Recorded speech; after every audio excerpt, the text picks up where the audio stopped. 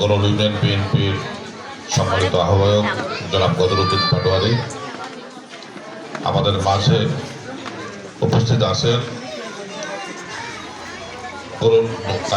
কালীগঞ্জ উপজেলা বিএনপির যুগ্ম আহ্বায়ক প্রভাষক শামসুজ্জামান সবুজ সহ গরল ইউনিয়ন বিএনপি এবং তার সকল অঙ্গ সংগঠন সবুজ সংগঠনের বিভিন্ন স্তরের নেতৃবৃন্দ, আমার সামনে অভিষ্ট সম্মানিত গরলবাসী ও গরল ইউনিয়নের সম্মানিত মা ও বোনেরা, সবার প্রতি সালাম, আসসালামু আলাইকুম, হিন্দু ভাইদের প্রতি আদাব। সম্মানিত উপস্থিতি, আমি প্রথমেই কৃতজ্ঞতা প্রকাশ করছি যে আমার ভাতিজা আপনাদের এলাকার সন্তান রাজীব আমাকে হঠাৎ করে কালকে এসে প্রস্তাব দেয় যে আমরা গরলবাসী সবাইকে সাথে নিয়ে আপনার এখানে এসে মেলাবের জন্য দোয়া অনুষ্ঠান করব। আমি সঙ্গে সঙ্গে ওকে বলি, তুমি খালি পাগলামো করো আর কেমন, শীতের দিন মানুষের কষ্ট হবে আর কেমন, কটা মানে তাদের কোনো কষ্ট হবে না আর কেমন, আমি সবাইকে নিয়ে আসবো। আমি রাজি হলাম। যাই হোক, আপনাদের অনেক কষ্ট হয়েছে, এখানে অনেক মুরব্বীরা আসেন, শীতের দিন বিশেষ করে মা বোনেরা আসেন আর কেমন, মা বোনেরা অনেক ব্যস্ত থাকে, কষ্ট করছি। তবে আমি খুশি হয়েছি এই জন্যে, আমি আরো এই জন্যই রাজি হয়েছিলাম যে হয়তো আমার বাসা অনেকে আপনারা আসেন না, দেখেন নেই আর কি আপনার। যাই হোক আর কি আপনার এই সুবাদে আর কি আপনাদের পদার্পণ হয়েছে আর কি, আপনাদের সঙ্গে দেখা হলো, সাক্ষাৎ হলো। আমি যে কথাটাই বলবো, আমার মনে হয় গরল ইউনিয়নে এখানে ৮ নম্বর ওয়ার্ডের আপনারা বাসিন্দা মানে এখানে উপস্থিত বেশি আর কি আপনার, কি তাই না? তা আমি গরলের ৮ নম্বর ওয়ার্ড সম্পর্কে কি বলবো, দীর্ঘ সময় থেকে আমি ভোট রাজনীতি করি, এর মধ্যে কয়েকটি ভোটে আমি অংশগ্রহণ করেছি এবং প্রত্যেকটি ভোটে আমি দেখেছি যে গরলবাসী আমাকে যে আপনারা অখণ্ড সমর্থন দিয়েছেন, আপনাদের মূল্যবান ভোট দিয়েছেন, আপনাদের পবিত্র ভোট দিয়েছেন, কিন্তু দেশে আপনার প্রতিকূল অবস্থার কারণে, দেশে গণতন্ত্র অনুপস্থিত থাকার কারণে আমি আমার বিজয় সুনিশ্চিত করতে পারিনি। আপনারা শত প্রতিরোধের মধ্যে আমাকে ছেড়ে আপনারা জাননি, আমাকে বারবার, আমি অরণ্য সেন্টার আপনাদের ৮ নম্বর ওয়ার্ডের, আমি কৃতজ্ঞতা প্রকাশ করছি যে আমাকে বিপুল ভোটের ব্যবধানে শত প্রতিকূলতার মধ্যে আমাকে বারবার আপনারা ওখানে বিজয়ী করেছেন। আমি আপনাদের কাছে ঋণী। আজকে আমি যে কথাটি বলবো যে আল্লাহ চায় ২৬ সালের যে ১২ই ফেব্রুয়ারিতে ত্রয়োদশ জাতীয় সংসদ নির্বাচন অনুষ্ঠিত হবে, এই নির্বাচন অত্যন্ত সুষ্ঠু হবে এবং যেহেতু অন্তর্বর্তীকালীন সরকার রয়েছে সেহেতু আপনাদের যে দীর্ঘদিনের ভোটাধিকার আপনারা প্রয়োগ করতে পারতেন না সঠিকভাবে, ভোট কেন্দ্রে এসে দেখতেন যে আপনার ভোট হয়ে গেছে, দিনের ভোট রাতেই শেষ হয়ে যেত, আল্লাহ চায় সেই পরিবেশ থাকবে না। আপনাদের মূল্যবান ভোট, আপনাদের পবিত্র ভোট আপনারা নিজে দিতে পারবেন এবং আপনাদের পছন্দের মানুষকে আপনারা জনপ্রতিনিধি নির্বাচিত করতে পারবেন। তা আমি যে কথাটি বলবো, যেহেতু আপনারা প্রতিকূল অবস্থা আমার সাথে ছিলেন, আমার বিশ্বাস যে আপনার এই নির্বাচনেও আপনারা আমার সঙ্গে থাকবেন। আমি আপনাদের সন্তান, আমি এই এলাকার মানুষ, আমি আপনাদের পাশের মানুষ, আমি আপনাদের পাশের ইউনিয়নে আমার জন্ম, আমি আপনাদের এই গরলের মাটি দিয়েই সবসময় আপনার চলাচল করি আর কি আপনার।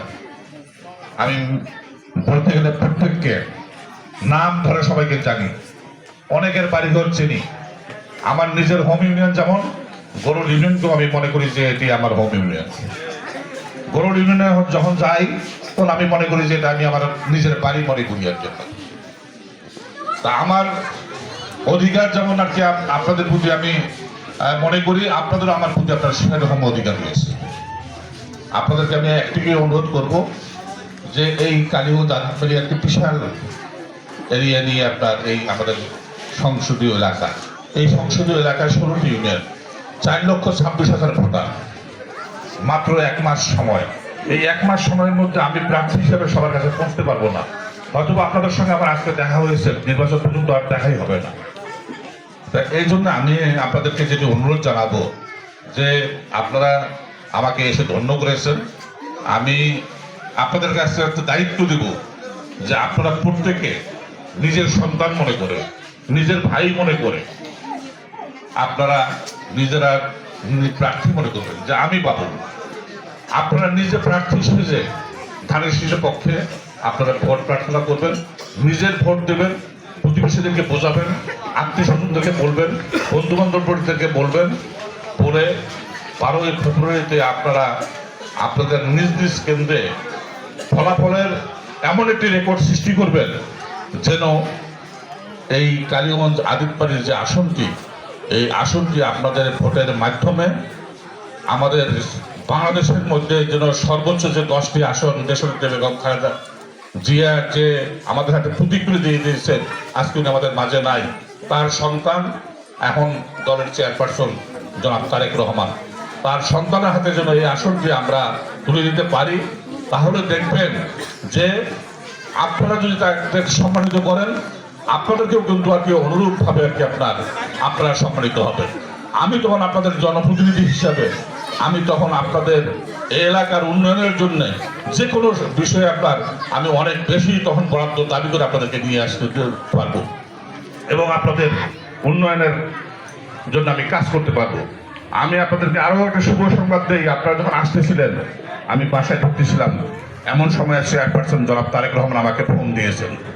আমি ওনার ফোন পাওয়ার সঙ্গে সঙ্গে উনি যে কথাটি আমাকে আপনারা বললেন, আপনাদের খোঁজখবর নিয়েছেন, আপনারা কেমন আমাকে সমর্থন দিচ্ছেন, আমার কোনো সমস্যা আছে কি না, আমি নির্বাচনে আমি কোনো সমস্যা মনে করতেছি কি না, এইসব বিষয়ে আর কি আমাকে উনি জিজ্ঞাসাবাদ করলেন। তাহলে দেখেন আজকে যিনি দেশের প্রধানমন্ত্রী হবেন, আপনাদের মানুষ, এই ক্ষুদ্র মানুষটিকে আপনার সবসময় উনি আপনার খোঁজখবর দিচ্ছেন। অনুরূপভাবে যখন আমি আপনাদের প্রতিনিধি নির্বাচিত হব তখন আর কি তার পাশে গিয়ে আমরা কথা বলতে পারবো, আপনাদের জন্য আর কি আপনার এই এলাকার উন্নয়নের জন্য কথা বলতে পারবো। তখন আমার দ্বারা এই এলাকার উন্নয়ন করা আপনার খুব সহজ হবে আর কি আপনার। এই জন্য আমি আহ্বান জানাচ্ছি যে আমার একটাই দাবি আর কি আপনার, যে দীর্ঘদিন থেকে আমি এই রাজনৈতিক মাঠে আসি, আপনাদের সাথে আসি, আপনারাও অনেক কষ্ট করেছেন।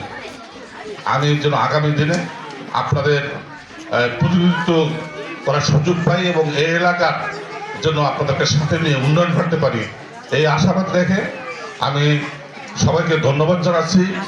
আর বিশেষ করে যে কথাটি বলবো, ওই যে আমার ভাতিজা রাজীব আছে আর কি আপনার,